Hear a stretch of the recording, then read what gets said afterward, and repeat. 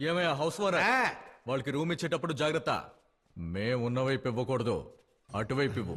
ఏంటి ఇలా బెదిరిస్తున్నాడు? నేను ఓనర్నా వాడు ఓనరా?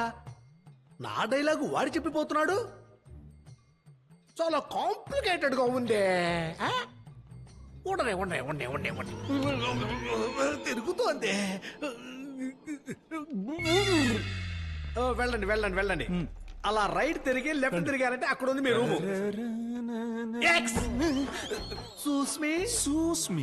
సూస్మి అండి. అవును, మిమ్మల్ని ఉన్నాడే. ఎక్కడా? ఈ ఇంట్లో ఉన్న గుర్రాలేసే లద్దెలెత్తేవాడేమో.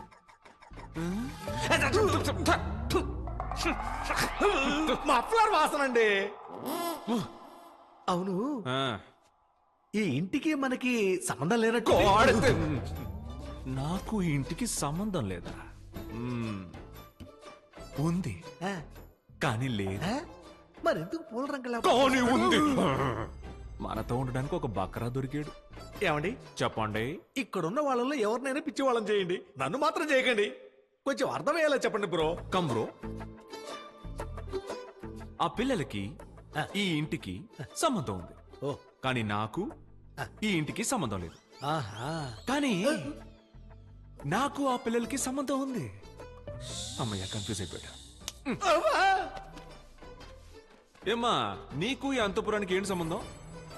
ఓనర్ అండి. ఆ ఓనరే ఎవరని అడుగుతున్నా? అయ్యో, నేనే ఇంటికి ఓనర్ నండి. నేను రూమ్ సర్వీస్ అనుకున్నానులే. రూమ్ సర్వీసా? 17 ఏళ్ల తర్వాత మళ్ళీ రిపీట్ అవుతోందా? ఏంటండి కాసేపు లేట్ అయినందుకే పిల్లలు అంకుల్ ఎక్కడ అని వెతికిస్తున్నారు. అవును, నేను లేకుండా ఒక్క నిమిషం కూడా ఉండలేరు. హాయ్, నా పేరు మదన్, ఈ పిల్లలకి గార్డియన్. మీ కాళ్ళకి ఏమైంది పిన్ని? నా కాళ్ళకి చాలా ఆపండి. కొంతమంది ఇంతేనమ్మా, మనమే అడ్జస్ట్ అయిపోవాలి. ప్రయత్నిస్తే నడుకొస్తుందని డాక్టర్ చెప్పారు. అంతా సెట్ అవుతుంది. ఈ ఇంటి నుంచి వెళ్లేలోగా నా పిల్లలకి మంచి జరుగుతుంది, మీకు మంచి జరుగుతుంది. అందరం పాజిటివ్ గా ఆలోచిద్దాం, అంతా మంచి జరుగుతుంది. ఎస్, ఇలా నవ్వుతూ ఉండాలి. ఓకే, రండి వెళ్దాం. సార్ ఈ ఇంట్లో వాళ్ళు మనం అటువైపు వెళ్ళకూడదని చెప్పారు. మన రూమ్స్ ఇటువైపు అంట. ఓకే ఓకే, రండి అటే వెళ్దాం. Come on. సరే పద వెళ్దాం.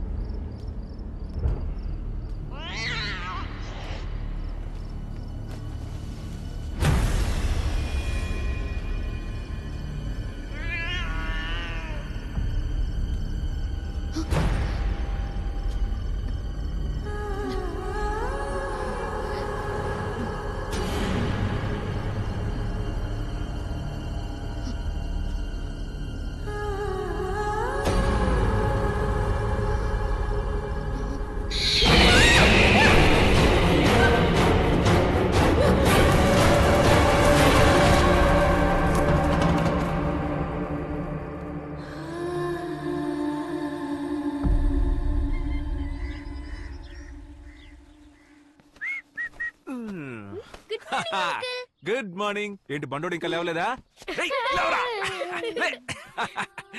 Good morning uncle. Good morning sir.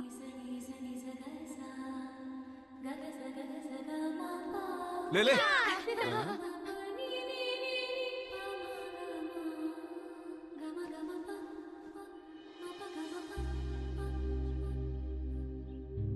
గమ గమ పని సగని సగని సపగ పామ పగ మగ సని పాప మగ సగమ పగ సాని పామగ.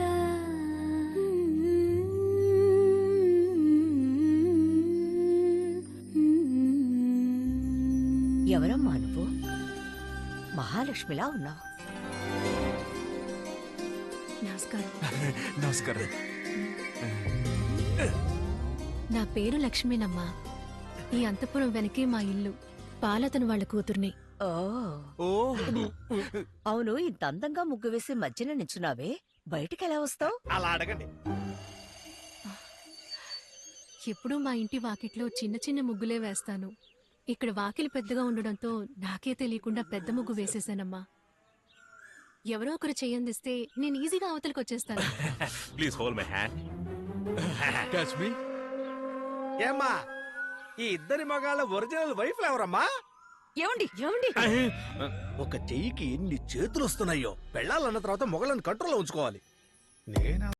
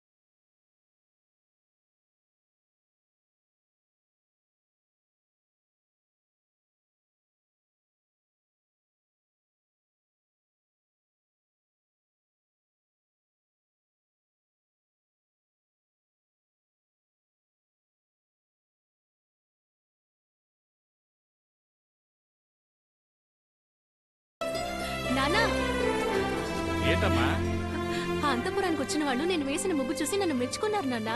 నీ ముగ్గుని మెచ్చుకోని వాళ్ళు ఎవరమ్మా? వాకిలి వరకే వెళ్ళగలిగాను. త్వరలో లోపలికి వెళ్ళి చూస్తాను నాన్న. అంత ఆశ్చర్యపోయేలా అంతఃపురంలో ఏముందమ్మా? ఎన్నో అంతపురాల్ని పుస్తకాల్లో చదివాను, చూశాను. ఇంటి ముందే ఉన్న ఈ అంతపురాన్ని 3 ఏళ్ల నుంచి చూస్తున్నాను. లోపల పెద్ద పెద్ద గదులుంటాయి, పురాతన వస్తువులు కూడా ఉంటాయి నాన్న. లోపలికి మనల్ని వదలరమ్మా. కాదు నాన్న, ఎలా అయినా అంతపురం లోపలికి వెళ్ళి చూస్తాను నాన్న. మీరు చూస్తూ చెప్పిన మాట ఉండండి. వింటే కదా.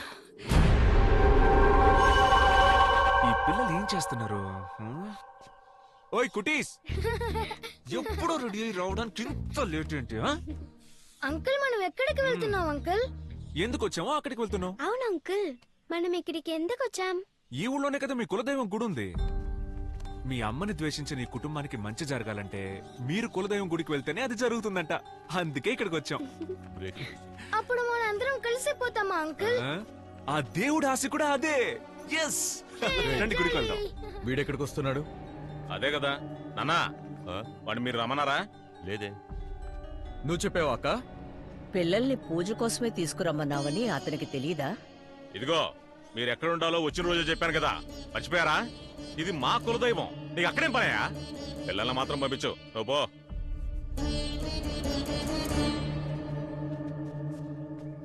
మేడం, పిల్లల్ని జాగ్రత్తగా చూసుకోండి.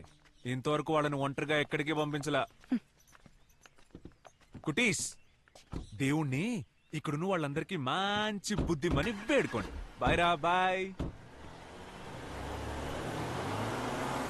అంకుల్ అంకుల్, ఏయ్, గుడికి వెళ్ళలేదా? మీరే మా కులదైవం అంకుల్, వాళ్ళని వదిలేయండి. అవును అంకుల్. కులదైవం. నేను లేకుండా ఒక్క నిమిషం ఉండలేరు కదా. ఏ, ఏ, ఏ. ఏంటి మాధవయ్య, ఊర్లోకి కొత్తగా కార్లు వెళ్తున్నా? నీకు విషయం తెలీదా? తెలవదా? వేటపురం అంతఃపురానికి కొత్తగా కుటుంబం వచ్చింది. అంటే ఇంకో కుటుంబం ఉచ్చులో పడిందంట. ఎందుకు అడుగుతావులే?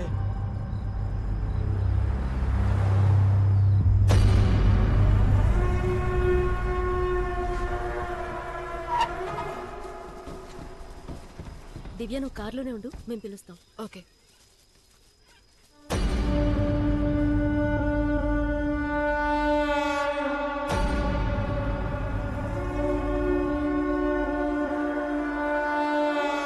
అడవిలో గుడుందని చెప్పారు, ఇక్కడికి వచ్చి చూస్తే గుడే అడవిలా ఉంది. గురూజీ చెప్పింది నిజమే. మన కులదైవం గుడి పరిరక్షించబడకుండా ఇలా పాడుపడ్డం వల్లే మన కుటుంబంలో సమస్యల మీద సమస్యలు వస్తున్నాయి.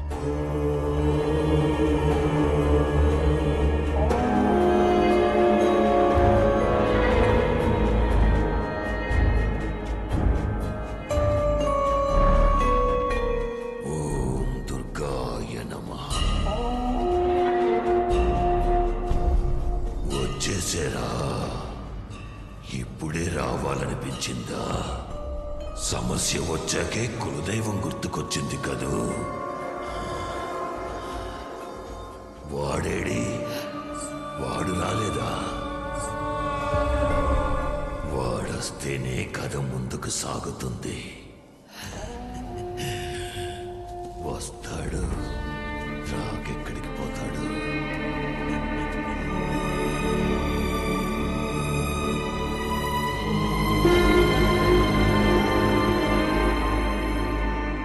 నమస్కారం. ఇది మా ఇలవేల్పు గుడి.